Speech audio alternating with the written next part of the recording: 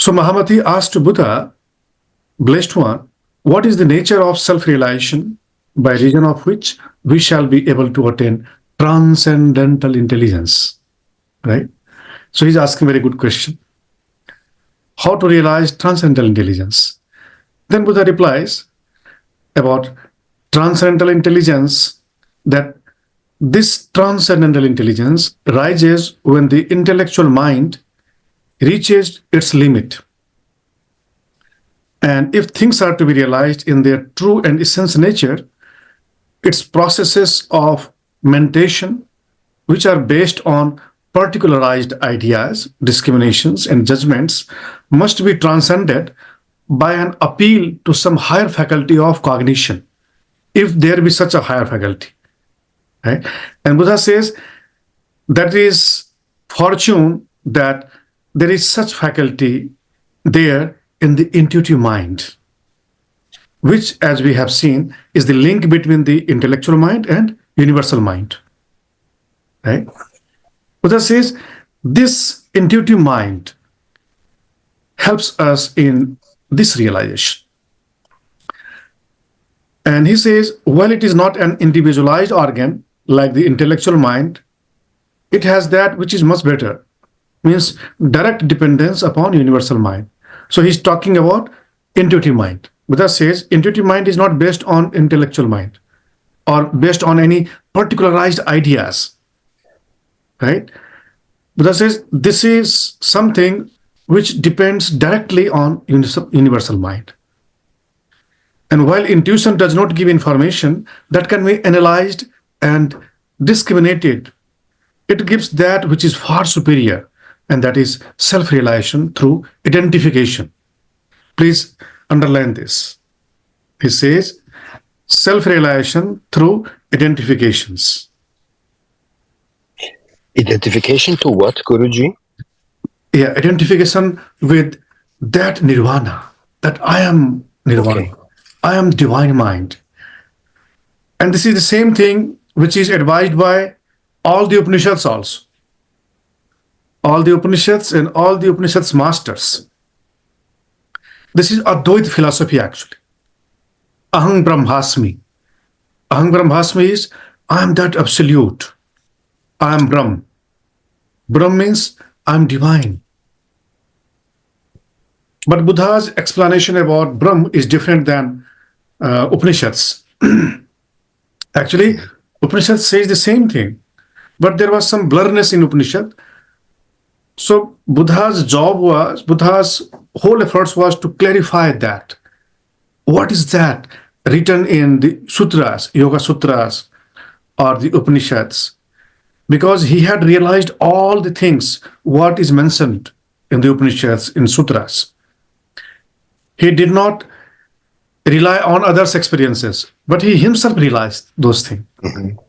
That is why he is more believable. Yeah, he's more believable because he directly experienced all those things. What is called ultimate state of realization? What is called supreme state of being? What is called divine mind? What is called God and whatever. Yes. But it was already written. The path was already written, or Buddha writes the path. I don't remember. Buddha had explained all those things, and he had shared his experiences with his disciples. Mm-hmm. And but so it was, Buddha, yeah. or was it already written in the Upanishads or not? Buddha's experiences? Yeah. Buddha's experiences are written in his treatises, but he realized what is written in Upanishads. Mm. So it was before there, but Buddha explained it more. Yeah, because Upanishads are more older than Buddha. This was very, my question. Very older. Very, very older. Upanishads are actually very ancient knowledge of India. Yeah. Mm-hmm. And based on the what you call evidences, based on the archaeological evidences, that is considered at least 10,000 years old, at least. But according to our tradition, we say that this is not only 10,000 years old, but this is more older, very, very older. Rather, this is eternal truth. This is eternal truth. This is here in our tradition since Shiva came into existence. Yeah. Since Vishnu came into existence. Because these are the super masters. These are the promoters of this knowledge. What you call yoga, what you call enlightenment, what you call samadhi. They are the super masters. And with them, this is popular in India, along with them. Because first time Shiva taught this knowledge to his wife. But she got asleep. But she, unfortunately, she slept. Exactly. But fortunately, there was a fish who learned all this knowledge. Exactly. Fish. And in Shiva tradition and in Vishnu tradition, his first disciple was Brahma. Brahma was the creator, right? Who created the entire cosmos, entire creation. And Brahma, you learn Yoga Tattva Upanishad, where Vishnu talks to Brahma about yoga, about, do you remember? In Yoga Tattva Upanishad? And therefore we believe that this is very ancient, means this is very, very old, maybe millions of years old. Not only thousands, millions of years old. And this truth is not only millions of years old, but this truth is eternal. Means before creation and after the destruction of the entire creation, this will be eternally. Yeah. But does this mean that Buddha, he knew already that he has to transcend? And did he knew already the way that has to be taken? I think yes. Of course, everything is there. And in his, tradition that is mentioned that before he became Siddhartha, his name was Siddhartha. Yeah.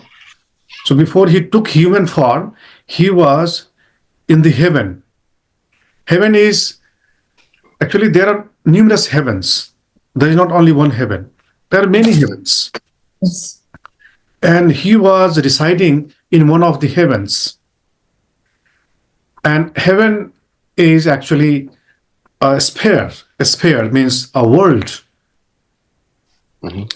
Is a world where you will find all the good people. There is no suffering. There is no competition. There is no hunger. There is no fear. There is no thirst. Right? And that is there are such worlds. If you will study the book, The Autobiography of a Yogi, that will give you a glimpse about that. Yeah. The Autobiography of a Yogi. So, but there are many scriptures where there are some mentioning about such worlds.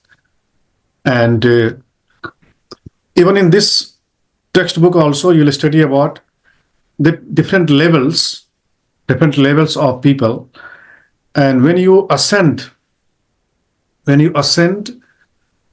you deserve for the higher world. While you are living and after the death also.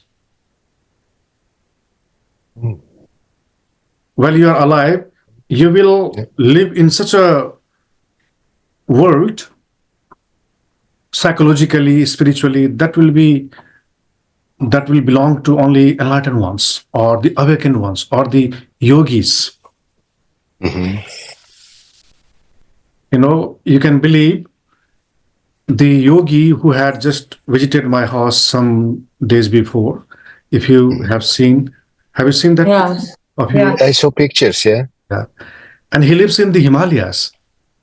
He lives in the Himalayas. And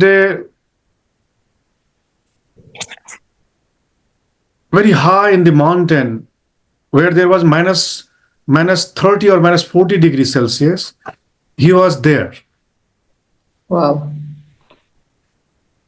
And during the winter, all people come down from the mountain, but he stayed there. Okay. And afterwards, when there was winter solstice, then some media people or some people went in search of him, whether he is alive or not. Okay. And he was found alive. And that was published in the newspaper also about him. Oh. Wow. And he has mentioned his guru from whom he learned. His guru is Mahavtar Babaji. You know Mahavtar Babaji? A picture which is there in my meditation room at this institute. A small picture where his hairs are long hairs and clean. Oh, the one in the on the right, on the entrance, on the right side, the small picture. Yeah. Yeah. And that Babaji is very old Babaji. And he is a super yogi. And he learned directly from him. And he says that in the Himalayas, there are four places where yogis reside. And these yogis are very old yogis. Some yogis are 1,000 years old. Some are 10,000 years old. Some are 50,000 years old yogis there. Oh. So there are such places in the Himalayas. Okay. And he went in all these places. And he met all of them. Can you believe? Wow. You didn't go there, Guruji? I went there. I went into that place, which is called Badrinath. I resided there. And I just practiced meditation and these things there. I experienced their presences, but I did not meet face to face, but he met face to face. These yogis. Right? Why I'm explaining all these things? That these are not just what you call fictions. This is not fiction, but this is reality. That when you enter into the world, yogic world, then you deserve for higher worlds, where there is no suffering, where there is no hunger. Who feels hungry? Your body, right? This body feels hungry, right? But that is possible that if you eat some herbs, you'll not feel hungry for many days. There's some drink or some food which will not make you feel hungry, and also which will not let you feel weaker also. You will have very good energy. Oh. Okay. Guruji, in our in the understanding also dates, and long time ago where Muhammad was traveling, it was only dates and the camel milk. That's it. He lived on that. Yeah. So there are some foods and drinks which will supply you robust energy for your body. And if you maintain the health of the body, this body can live longer. Yeah. This body can live longer. And through yoga practice, you can make your body very long life. So in this section only, you'll be studying about different types of bodies. When you practice the advanced yoga or advanced meditation, then you will be given transcendental body. Wow. Yeah, transcendental body. And that body will help you realize those truth, means the truth of spiritual world. Because the spiritual world is the world of amazing. That is very amazing. Lots of wonders, unbelievable things are there. People cannot believe in such things.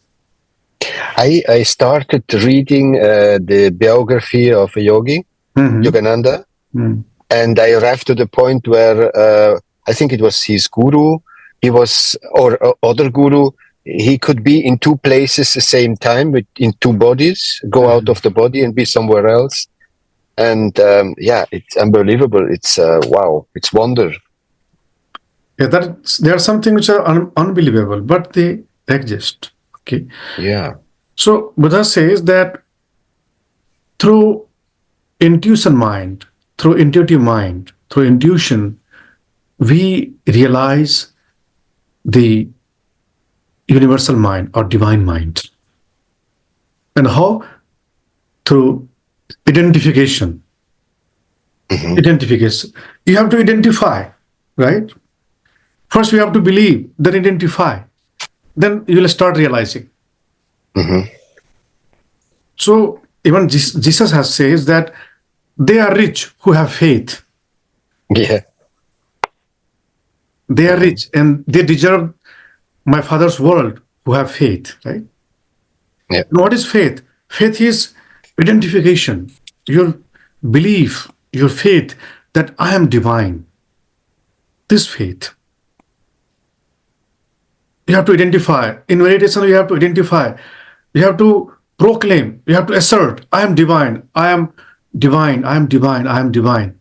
And you will realize this. In the beginning, you may not believe. In the beginning, you may be like a parrot.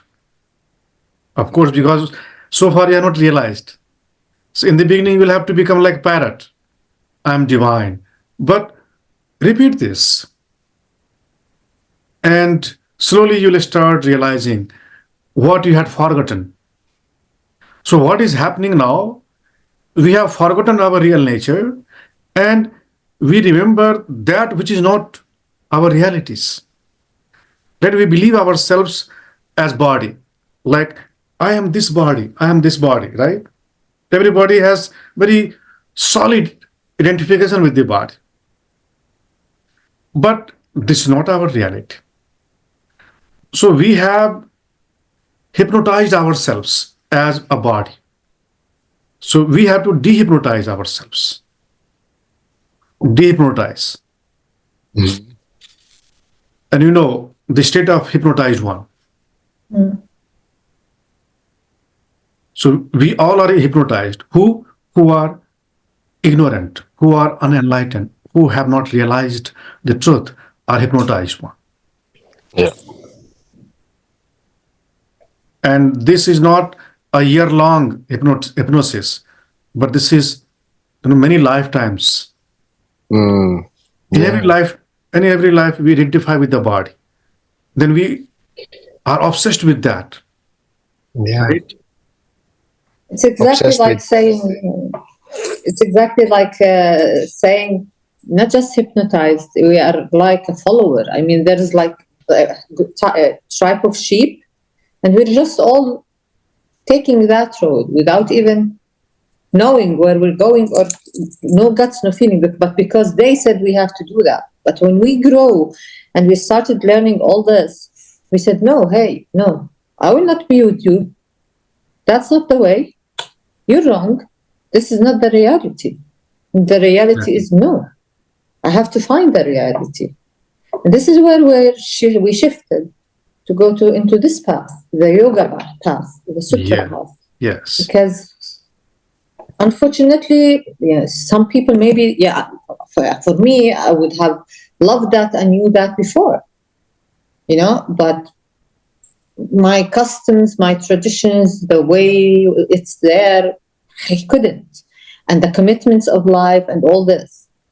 But now when I've been now nearly 2 years, and when I see and I came strong with it, with what I'm studying. I didn't just take it step by step. I went really strong. And at the beginning, even you were telling me slow down. I said, no.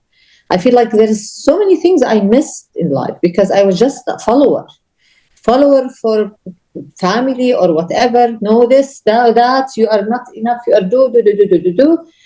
But then, something hits. And they are the ignorance. I mean, and we have to help them to take the right way. Exactly. And I appreciate, Lena, your courage. I appreciate your courage. I appreciate your, strength, that you fought with that. You broke that chain. And this is not easy, especially for women.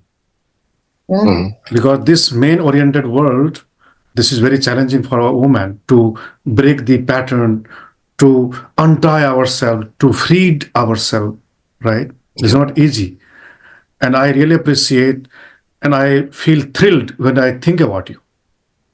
Thank you, Guruji. Because you have shown your courage. This is not easy. You are really living that life. You are living. You are not just what you call intellectually. You are not just intellectual, but you are living with that awareness. That is something which is transforming your life. But there are millions of people who are still, into that tapped. They cannot liberate themselves. They are burdened with the customs. They cannot dare to rebel. So one has to have rebellious mindset. To say strongly no to something which doesn't suit your strong guts feeling, right? I appreciate Mahendranath's approach also, his courage also. He did not go with the conventional flow, conventional pattern. He did not accept which his heart was not believing in, right? And for this, one needs to have courage. You'll have to fight with the mass, what you call very popular trends. You'll have to go against the current of the world. And for this, you'll have to have courage. Even in India also, there are many people who believe in such things which are not right things, right? Which are just foolishness. But if you'll say, then people will say, hey, he's atheist. He's a non-believer. Even in India also, even in Hinduism also. If you'll not do certain rituals, they will say, this person is not, believer. This person has become rebellious. This person has become atheist or like this. And who will say you? The mass, the conventional, the orthodoxical, what you call the followers. This is what happened with Jesus also. He was crucified. Because Jews were against him. He was saying this does not meet with my scriptures. So he's someone who will destroy our culture. So let us crucify him. This is what happened. Definitely. And he was a daring person. The same thing happened with Muhammad also. He fought with many people, lots of people. I was just telling Marco yesterday a story, but it was I miscalculated the story. That yesterday it was a holiday for us because Prophet Muhammad was kicked out of Mecca from Saudi. He was kicked out from there because they don't want him. And yesterday was the day that we say the end of sadness, because after that, with the help of the divine, he transferred him and took him to Jerusalem. And this was a place where we all used to pray towards that place. And so yesterday it was that holiday where he was, although it was sad because he was kicked out of his place from his birth, because they don't want him, they don't want his beliefs, and then he was sent to the other place. So it's exactly the same. I mean, all the ones who are believers and they have like Jesus, Buddha, all of them. I mean, we will have so much resistance. I mean, even us as us. I mean, when we talk about it, people will say, "Oops," like Marco said, "This guy went crazy" or whatever. But no, it's not. I mean, this is, we are realizing ourselves. We are realizing that what it is, how it is. This is all gone. It's gone. There's nothing is gonna stay. But the true self, what we are inside, the heart, that is the one that stays. Yeah, so everyone has to fight with first the family, the culture, then oneself. Because our habits, old habits, are so stronger, they inhibit us to go beyond our old pattern, right? And to realize that ultimate reality, we'll have to transcend ourselves. We'll have to say strongly no to our old patterns, right? We have to accept the new openings. Life is always emerging. Life is not the same what was yesterday. So we have to accept the newness, right? And regarding the enlightenment, regarding the realization of divine mind or the ultimate state of life, we'll have to be always in flow. We must not hold ourselves. We should always flow. We should always, say no to past. Okay. And we should always be open to embrace the divine, because divine is always new.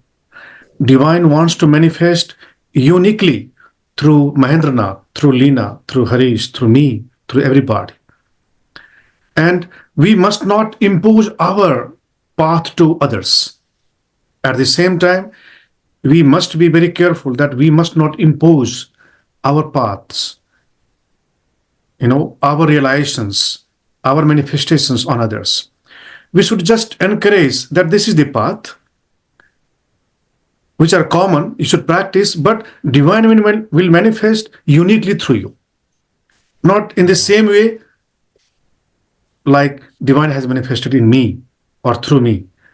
So be open to be new. Don't follow my path, but follow your path. Okay? Always remember, even Buddha is teaching these things, right? But you don't have to follow Buddha's path. His path means you don't have to, copy him. That also I have to sit under the tree, and also I have to fast, and also I have to meditate during the full moon night, and also I have to do this thing and blah, blah, blah, all these things, right? You don't have to copy anyone, because divine wants you to realize in a unique way. Of course, there will be similarity. And what will be similarity? Will be meditation. And what is meditation? Meditation is just let go. Let go of all. Meditation is let go of all. Say goodbye to everyone, everything. Meditation is complete solitude. Meditation is complete, what you call openness, complete freedom. This is meditation. And everybody will have to practice that. Let go. Everybody will have to practice the openness of heart. Everybody has to be completely, a new medium of divine, because divine never repeats. Always remember, divine never repeats. Never. Divine is new in this moment. Whatever divine is manifesting in this moment through me, that divine will not manifest even through me also in the next moment in the same way. Yes, that is not a stereotype. Divine is always new, always. And what you call divine is, yes, you can say nature, you can say something which I don't know. Exactly. Nobody knows that divine. Right? So this is what Buddha says. You will have to identify with that divine. What divine? Which is always new, which is always unique in everybody, in everyone.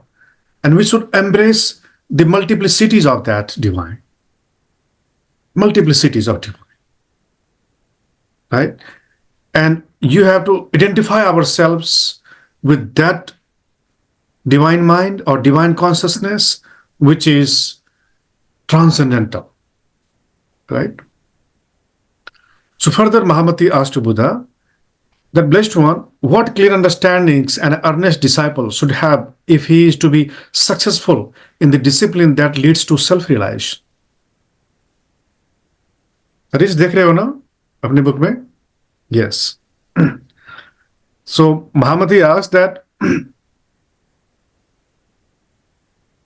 please explain about the clear understanding so that we who are earnest disciples should be successful in the discipline which will lead to self-realization. Self-realization of what? Self-realization of that ultimate reality, the divine. And then Buddha replies that there are 4 things. See, mostly Buddha gives numbers also, right? Sometimes he gives numbers. He says 2 things, 3 things, 4 things, 5 things, right? And you should remember these things, numbers also. That doesn't mean that he promotes discrimination, but he says that you should have a module, right? Module. So he says there are 4 things by fulfilling of which an earnest disciple may gain self-realization of noble wisdom and become a bodhisattva mahasattva. First, he says, he must have clear understanding that all things are only manifestations of the mind itself. So this is the first thing. Every earnest disciple should have clarity that everything is manifestation of mind. Everything. Even the planet, even the earth, moon, sun. Someone had created that. Someone had created. And nobody knows who created. But everything is a creation of someone's mind, someone's creation. Everything is someone's creation. And in the modern world, every country was shaped by a person, a visionary, right? And that country is named after such people, right? Or like in India, Mahatma Gandhi is believed as father of India. Father of India. So he had a great contribution to shape this country, right? So the philosophy or the ideology, virtually and materially also. Material means this earth was created by someone. The moon was created by someone, or any planet or any star was created by someone. And when you become capable to create a star, you can create that. But not everybody is capable. But like Brahma, whom we worship, Brahma was a creator and he created stars, planets, and all this stuff. So everything is created by someone. Everything is manifestation of someone's mind. So this first clear understanding should be there in earnest disciple. Okay.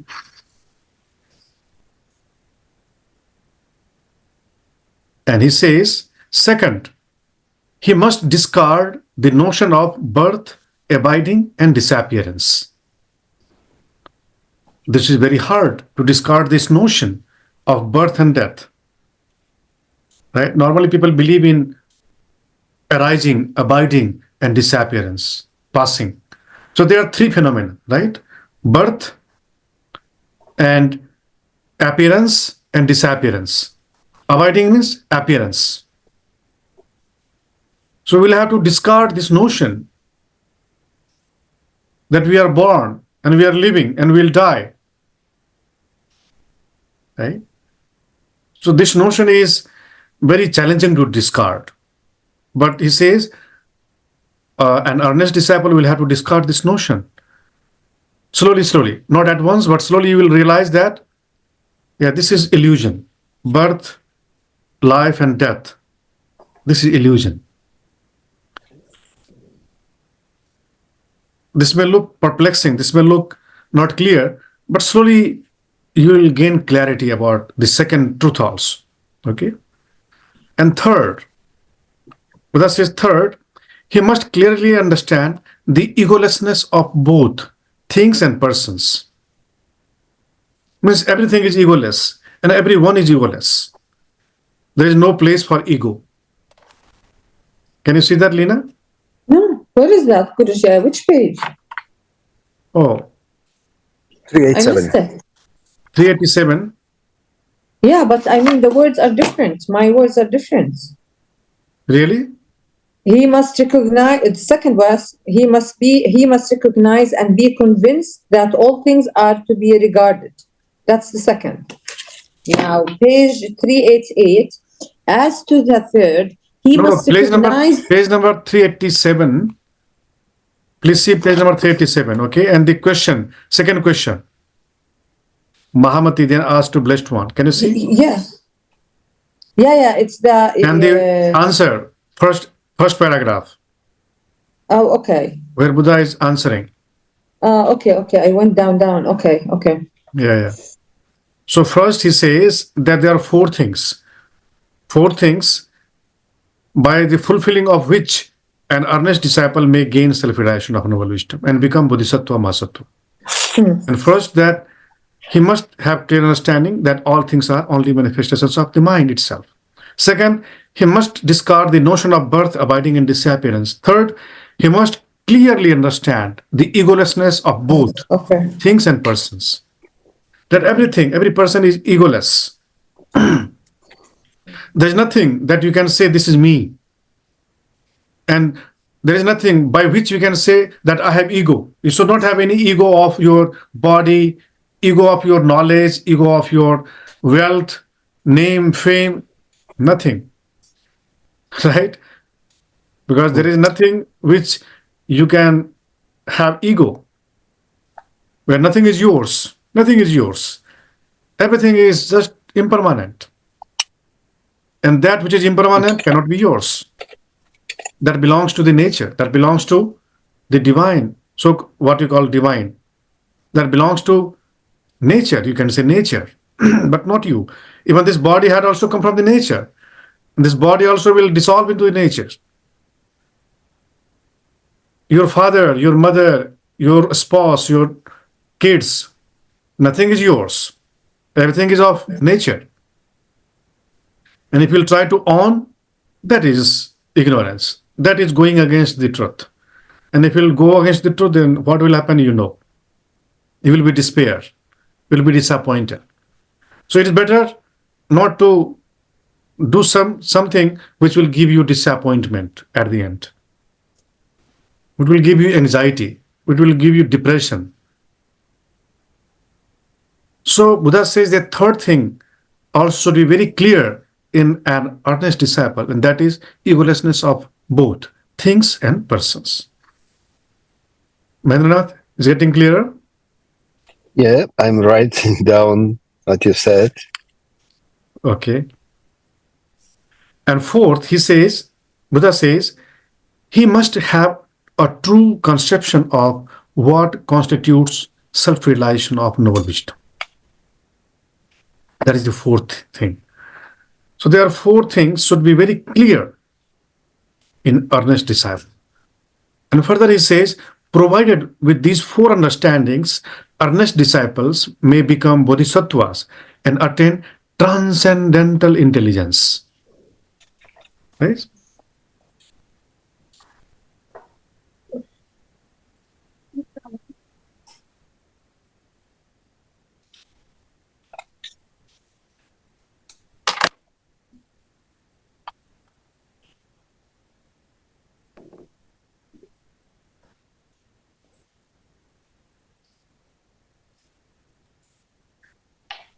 Is it getting clearer?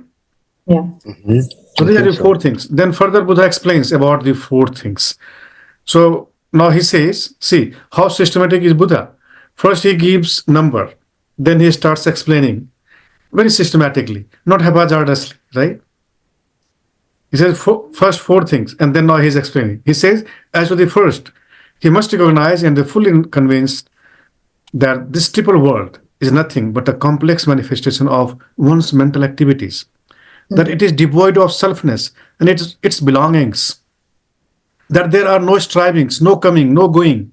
He must recognize and accept the fact that this triple world is manifested and imagined as real only under the influence of habit energy that has been accumulated since the beginningless past by reason of memory, false imagination, false reasoning, and attachments to the multiplicities of objects and reactions in close relationship and in conformity to ideas of body, property, and abode. May I ask you, can you please repeat me what is the triple world? Yeah, triple world is, there are three worlds. This is called earth, earthly. Bhu, bhuva is space, and swa is heaven. There are three worlds. Bhu, bhuva, and swa. Good. Thank you very much. Welcome.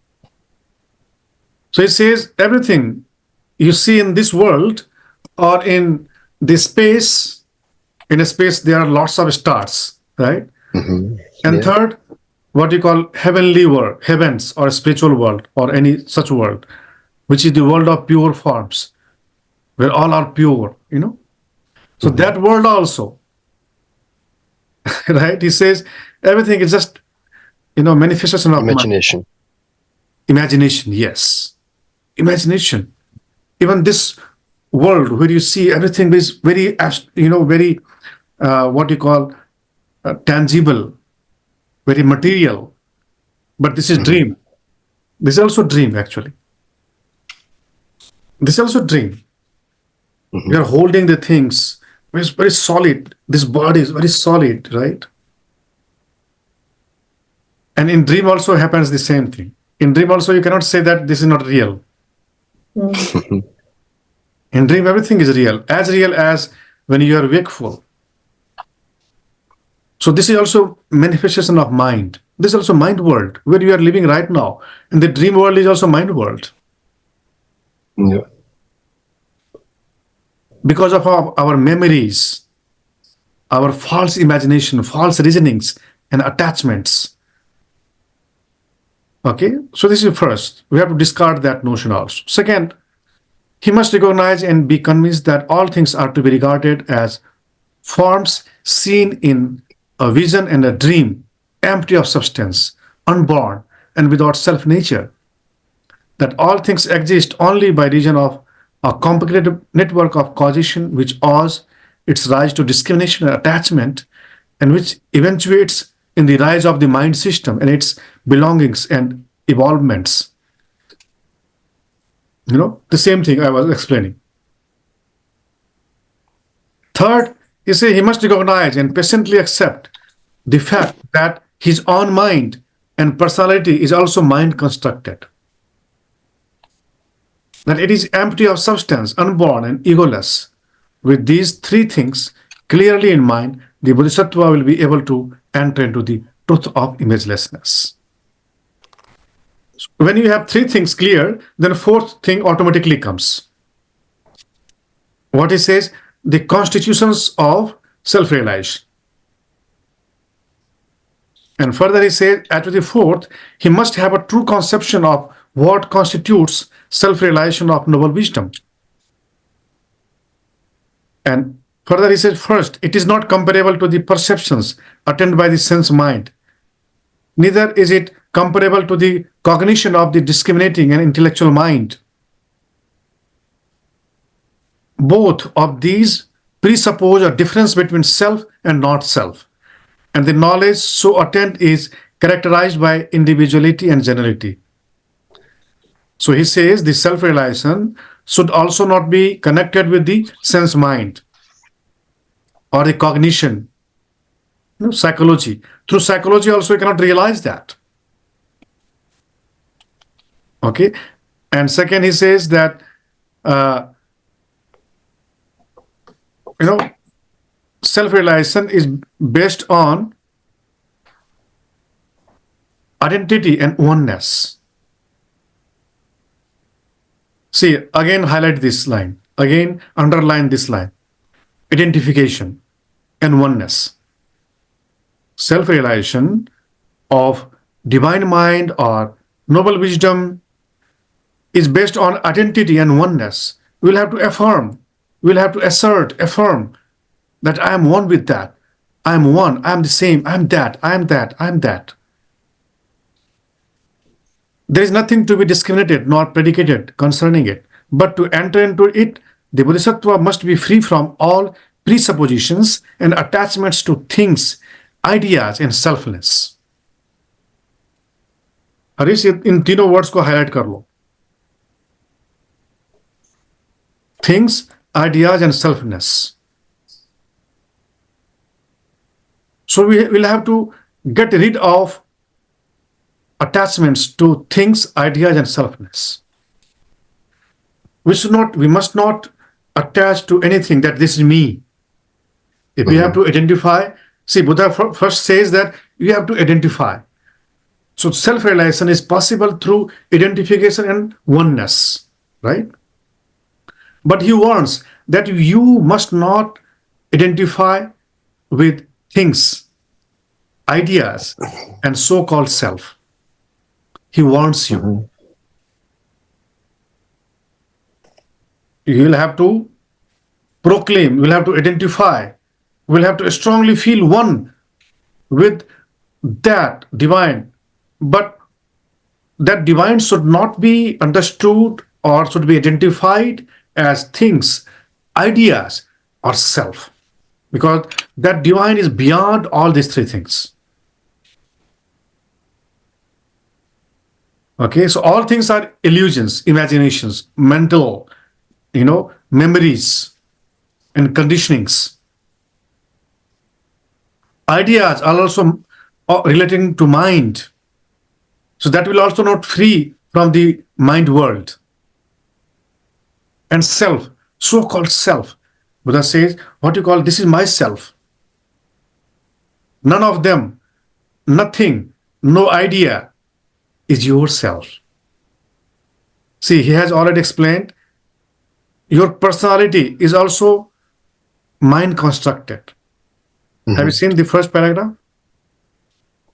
Yes. You must recognize and patiently accept the fact that your own mind and personality is also mind constructed. So what you believe about yourself as a person is mind constructed. Someone say, this is my image should be preserved. This is constructed. Yeah. A good example is a Facebook profile, Instagram profile. This is there are pictures, blah blah blah, and this is not the truth. And then we do imagine something out of these pictures, but it's not the truth. It's not the reality. It's just in my mind. Exactly. So that is constructed. That personality is also constructed. Yeah. Right? And people attach to that personality. If someone has become prime minister, then that person starts identifying oneself as prime minister or president, right? Or I'm upadhi. Upadhi is entitlement. Like I'm doctor, I'm engineer, I'm this, all are titles. So all these titles are sickness. So there are three things. Yeah, there are three things in Vedanta, which is very emphasized, and everyone should be free from the three things: is adhi, vyadhi, and upadhi. Harish तुम भी ये note कर लेना, ठीक है? आधि, व्याधि, उपाधि. You'll have to free yourself from these three things. Adhi is mental sickness. All the ideas, all the thoughts, beliefs is called adhi. Vyadhi is physical sickness. Any disease, physical disease. Psychological disease is adhi. Physiological disease is called vyadhi. And upadhi is so-called spiritual disease or personality disease. Upadhi, that I am doctor, I am master, I am yogi, I am Brahmin, I am this, I am church, I am pope, I am, this, I am pastor, I am father, I am all these things. This is all discrimination also. These are entitlements and these are sickness. Yeah. Yeah. And Buddha says that they are constructed. They are constructed and they are not realities of you. Yeah. So by this, Buddha says that one can have self-realization. This part is also, this section is also larger section. Okay.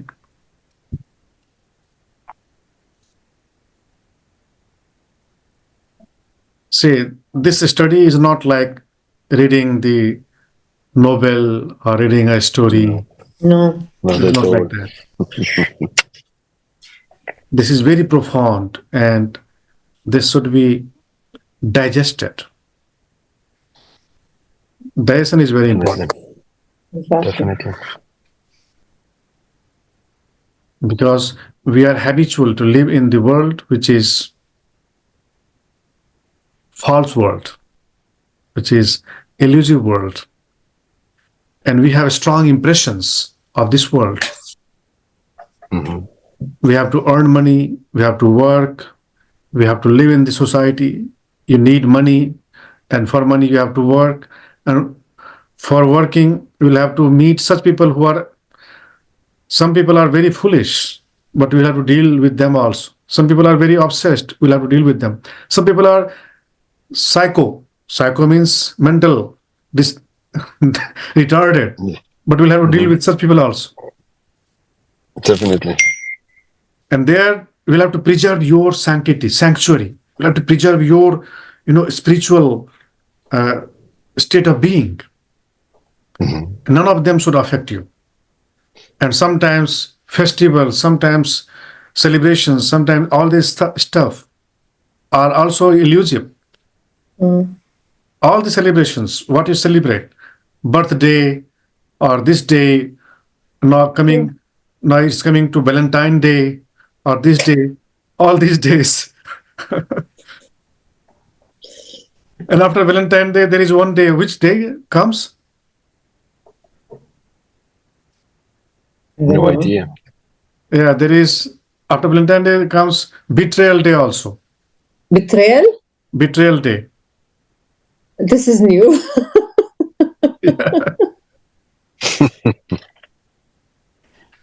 Like before, there was only Mother's Day, and then they did Father's Day. So there are many days. People come and they slap day. That comes breakup day. Breakup day, slap day, many days come. But all days are just illusive. Yeah, definitely. People say, I love you, but that love is not true love.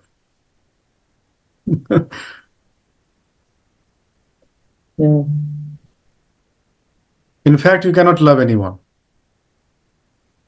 Yeah, what you can do is, you can just help each other. Right? Right. You can help each other to grow in spirituality. Yeah. To grow spiritually. Because nothing is yours, right? Nothing is yours. What we will say, I love, that love is for love for the body, or love for the money, love for the power, love for this thing. Right? And I have seen that when a person becomes poor, that person's girlfriend also leaves him or her. Together with the money. Because that love was not true love. Okay. What is true love is selflessness. You really care. Your love is not dependent on money. Your love is not dependent on, your power. Your love is not dependent on your so-called physical beauty also. I have seen the true love is seen in the old age. When a couple becomes old and when they live together, that is true love. Yes. In young age, everybody can have, togetherness. Right? But that love is not, that togetherness is not true togetherness. That is for sensual objects. Yeah. But in old days, you don't have any sexuality, sensuality. You really love. That love is pure love. Mhm. And that love should be there during the young age also. That love should not be based on sex, money, power, and all these enjoyments, these things, but should be based on that we should live, we should emerge, we should grow spiritually, right? Of course, both of you work together, both of you grow together, both of you share your knowledge and power and all these things for the humanity. If there is such a couple, that couple is divine couple. But all the couples are not divine. All the couples are just, false couples. Mhm. Yeah. They are illusive couples. Most of them. But you will find such a couple very rare who have, really that thing. Yeah, that's true. And we should be examples. If you are living in relationship or if you are living in, that thing, then we should be example of true spiritual relationship. Not material, but spiritual. And that only is memorable, that only is adorable, that only is remembered later on after we leave this world.